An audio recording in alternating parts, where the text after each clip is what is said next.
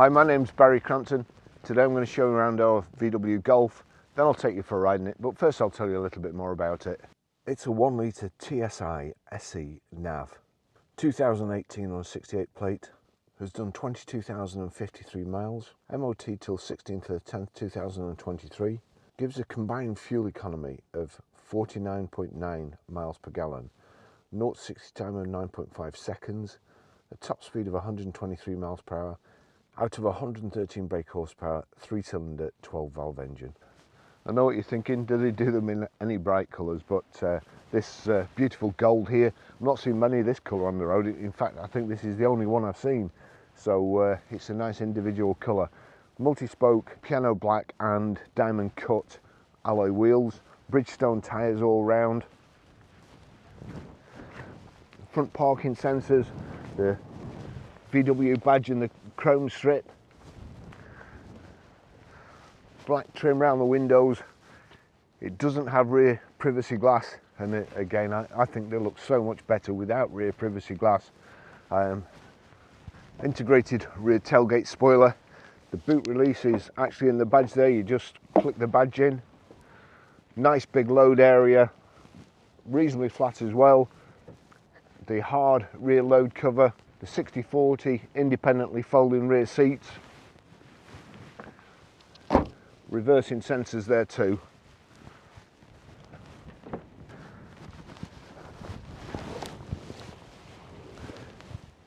Crikey, it's freezing. Lovely car, it's like absolutely brand new. Carpet mats all round, seats are lovely in the back, don't look like they've been sat in. Seat back is a little bit low for an adult. If you have the headrests in that position, if you just knock them up, it's absolutely fine. Nice and comfortable. And to be honest, if the heater was on in here, I could just nod off. It is really nice and comfortable. The Isofix rear child seat anchor points, and got a rear centre armrest here, and then we've also got the load through area for skis, snowboard, nice and handy.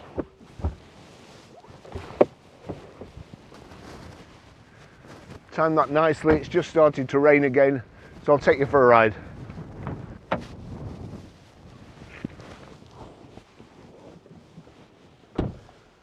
So that's the key, Volkswagen key, proper blade, nice design.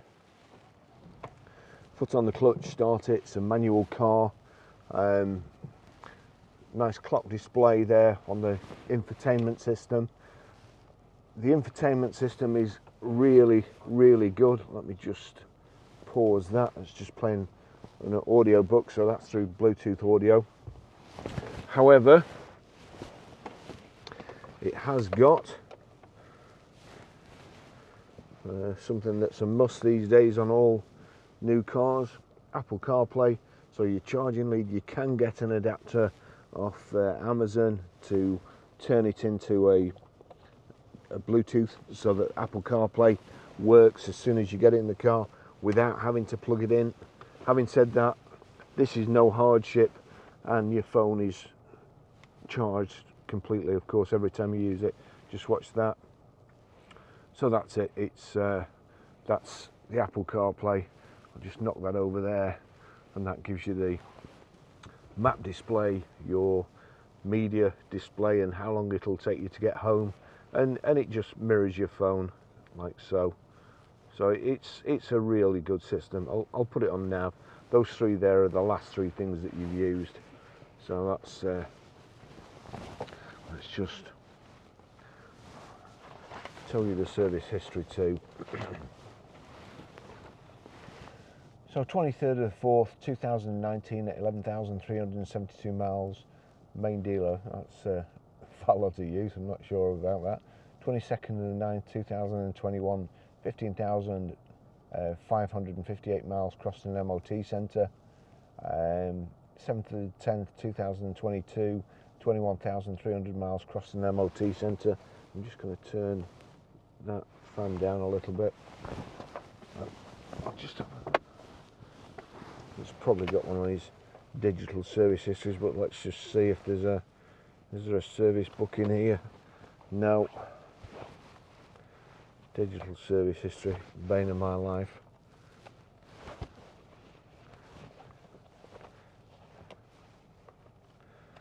Why you'd put such an important task into probably the lowest paid worker in the business when it means the most to second-hand car values is beyond me. But there we go, I'll just cover that up. What else? So it's got auto hold, electronic handbrake, height and reach adjustable, multifunction steering wheel. It's saying please replace the key battery. We do have 2 keys, and I've obviously picked up the one that's been kept in a drawer for since it was new. So we'll get a battery put in there. There you go, you'll see there. So when we're reversing, it shows you at the back there, and it shows you where you're going. Front and rear parking sensors. When you're manoeuvring slowly, like so, it shows you again.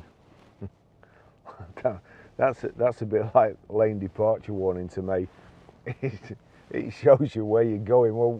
Well, you know, if you're looking back, then you can't see the screen anyway. And if you're looking forward and you can see the screen, you can see what you're going to hit. I just don't know who they make cars for anymore. Having said that, this car is, if it had wind-up windows, I would like it a lot more. It's a 1 litre 3-cylinder engine, and it's a real raspy. Let me just, something coming either way. So listen to this.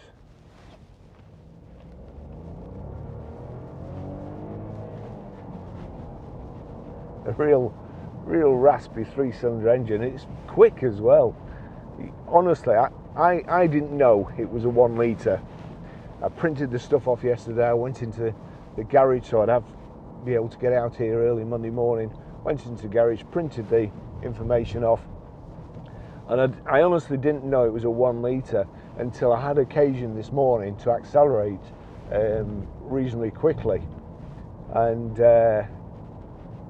then I looked at the sheet. Now, obviously it's a 3-cylinder 12-valve engine, 1 litre. You just wouldn't know. Ideal second car round town if you don't want an electric car but you want something that's very economical, and you know, you don't have to kind of rely on a public network of chargers that don't seem to be working very well. And also residual values, Golf residual values, they always,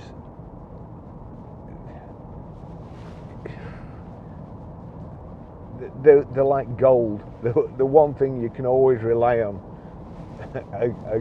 You buy a Golf, it sells. We got a 12-plate Golf the other week, beautiful car. The phone was absolutely red hot for it. Just such nice vehicles, well built, feel great. I always go on about Ford Focuses and how well they drive. Well, this is the same, but probably better build quality than a Focus, certainly in the old days. So if you got an old one, if you wanted to save the planet, don't buy an electric car, buy an old Golf and just run it till it, you know, till it dies.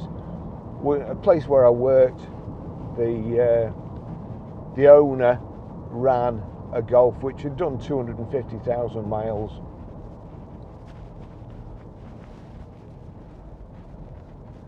You know, it's just, want to buy the planet, don't buy a new car, buy a second-hand car and just run it, get it repaired, and you'll be doing your bit. Just gearbox, so nice. Here we go.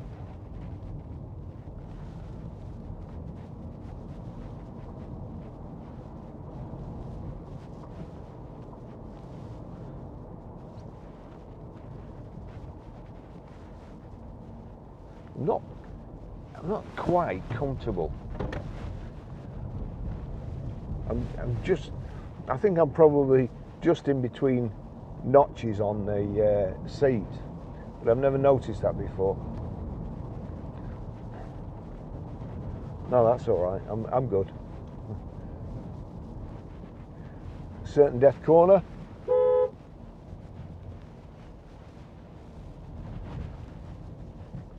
As we know, still don't trust it.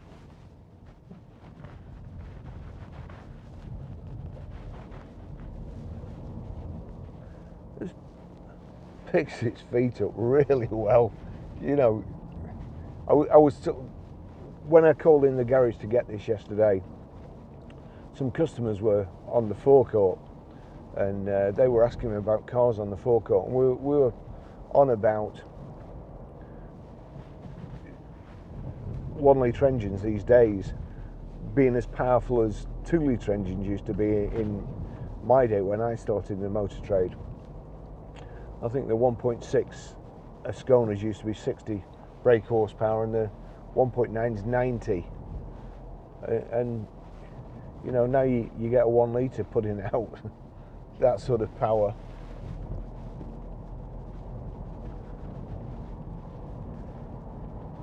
It's plenty of low-end torque.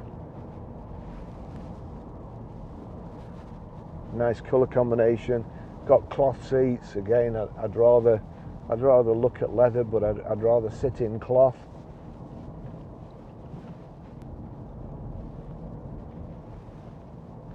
Just a fabulous car. And when I first started at Grosvenor Garage, there was 3 of us. There was Malcolm, John, myself, and we shared a pitch. And Malcolm used to buy cars, 2.5 grand. That was it.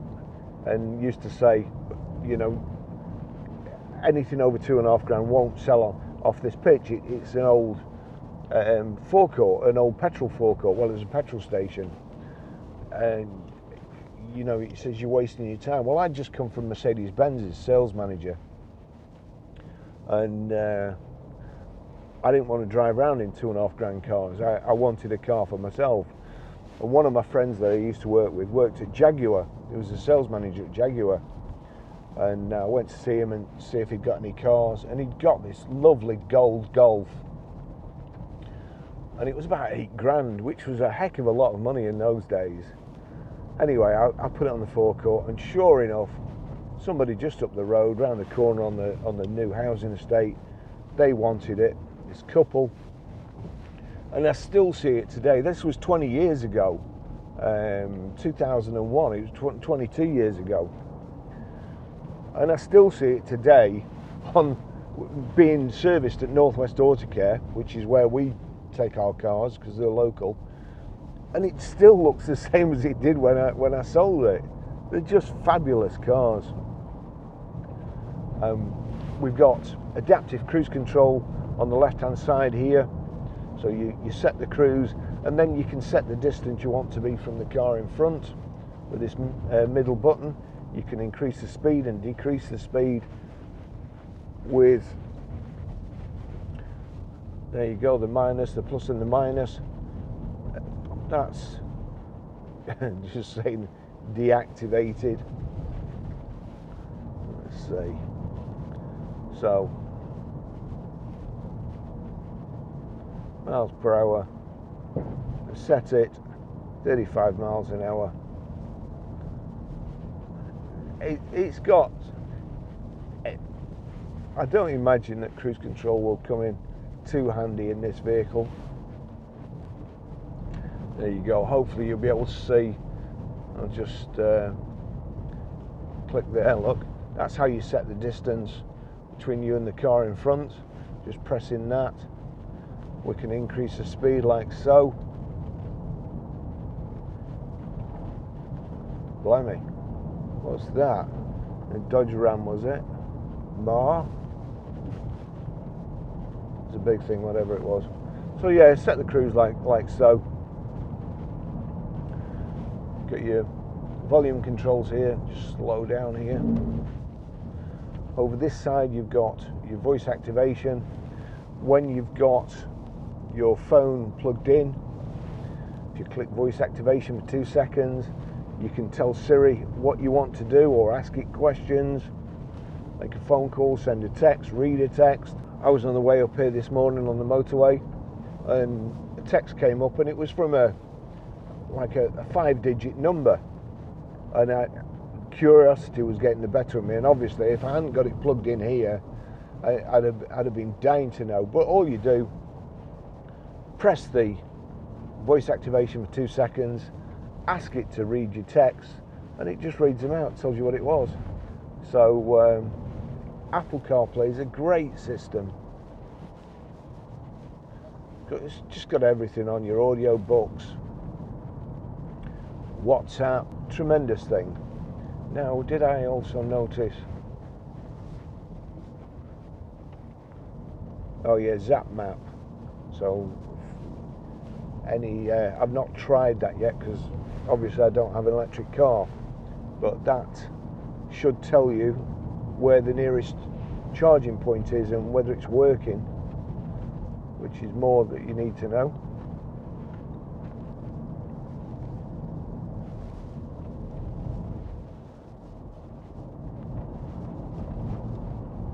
As I say, you just wouldn't believe this is a 1 litre. Electric windows are here, your heated door mirrors, the guy with his sheepdog there, power folding door mirrors, it's got pretty much everything you need.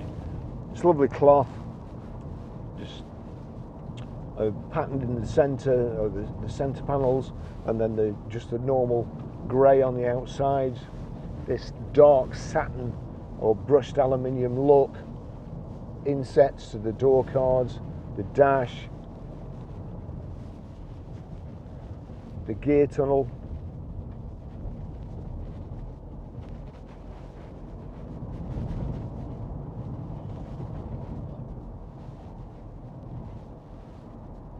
This hasn't been cleaned either. This is just as it came in, and you can always tell a good owner.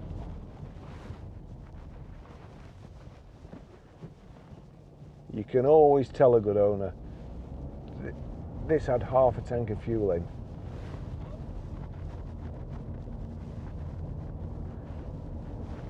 Like him, he'd put his car in, he'd part exchange his car and not go to the trouble of using every last drop of petrol in it before he part exed it. You know, we get some customers and they'll say, you do a deal, and they say, when do you want to pick it up? Well, I've just filled my tank up with petrol, so it'll be next week now. I admire people who can wait like that, because I couldn't.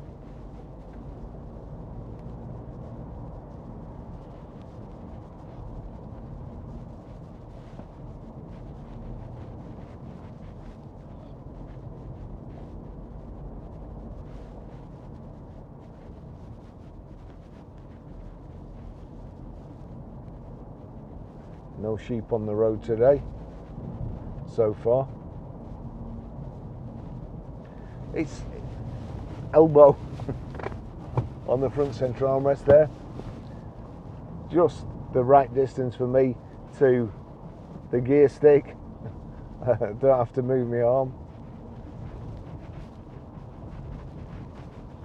Lovely gear change. Clutch just right, not too light, not too heavy.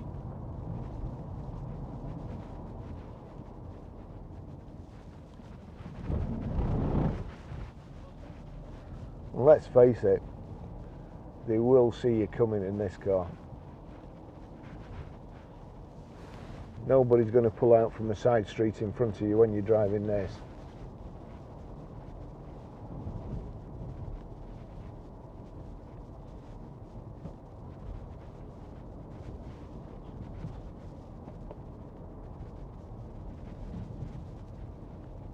Volkswagens.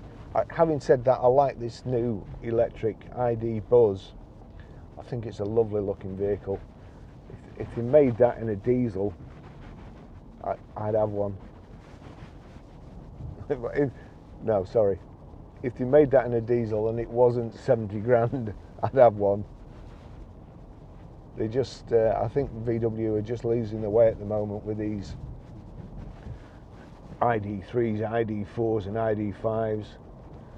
The big myth that there's a long waiting list for them, but I see them, they're ready, available. You get discounts on them. Nobody wants them. Why would you buy an electric Golf when you could have a diesel that will go on forever, does about 60-70 miles to the gallon, or a petrol like this that you can just pot around town in?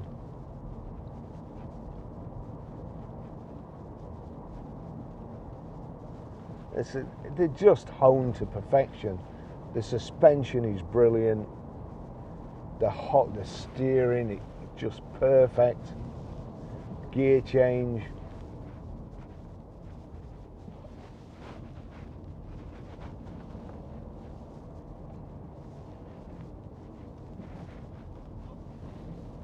Ooh, don't go too far up there. It's one of them cars, that blue and white things that look like a wedding cake.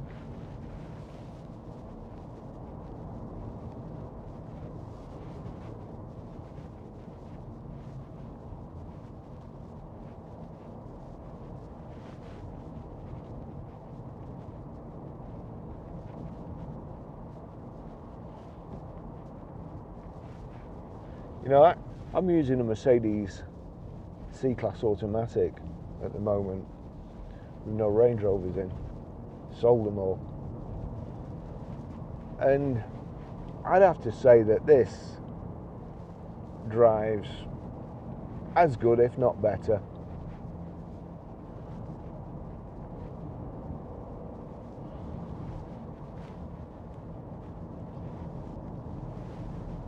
The manual box is no hardship. I don't particularly like manuals these days, but it really is no hardship. You don't even think about it.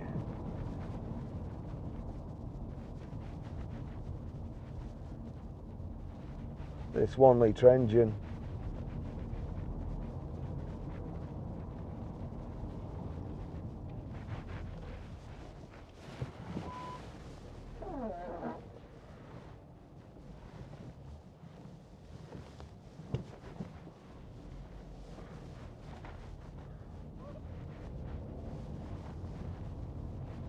Is superb. You know, visibility is fantastic.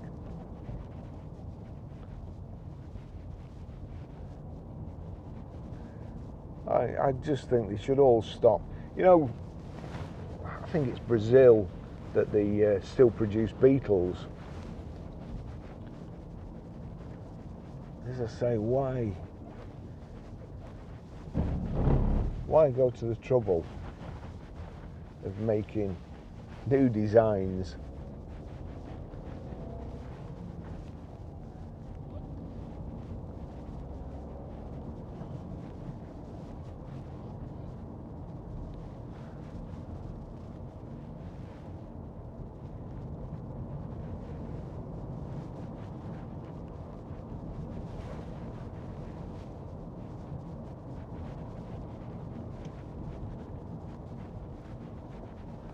this is just great.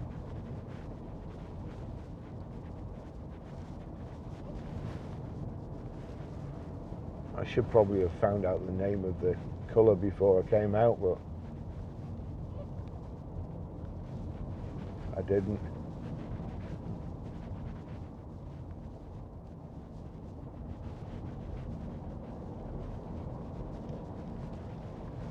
It just slots into gear. Nicely weighted. In second here, so you're in second, push it out of gear, it flicks across, and then straight forward into third, straight back, bit of pressure over, and slips into fifth. Love it.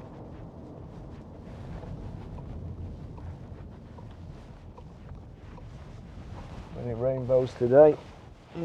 No rainbows. And we're in a little pot of gold. Thanks for watching. I'll see you in the next video. Bye bye.